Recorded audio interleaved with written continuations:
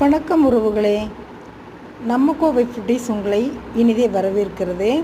நான் தன்வந்திரி சாமி பற்றி உங்களுக்கு சொல்கிறேன். அவர் மகாவிஷ்ணுவோட மறு அவதாரம்னு சொல்கிறாங்க.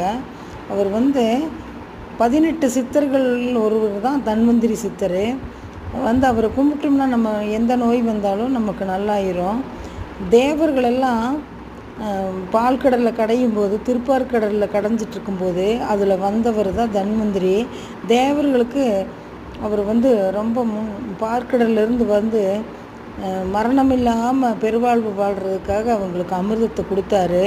சக்தி உள்ள மகாவிஷ்ணு என்பாங்க. தன்வந்திரி மானிடத்தில் விஷ்ணு குலத்தில் மானிடராக பிறந்தவர். அவர் மீண்டும் 32 தலைமுறையை எடுத்து ஆயுர்வேதம் என்ற மருத்துவ நூலை தொகுத்திருக்கிறாரு. காசிராஜனுக்கு மகனாக பிறந்தார். 3 லட்சம் கிரதங்களை கேட்டறிஞ்சார். அப்புறம் சேரமான் தீர்த்த பசு மகனாக பிறந்தார். இந்த மாதிரி நிறையா பேருக்கு 32 அவதாரம் எடுத்து நம்மளுக்கெல்லாம் மருத்துவ முறையை கற்பித்தார்.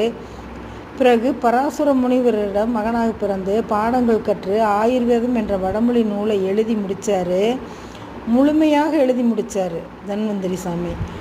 தன்வந்திரி சாமிக்குன்னு சொல்லி கோயில் உடுப்பியில் இருக்குது.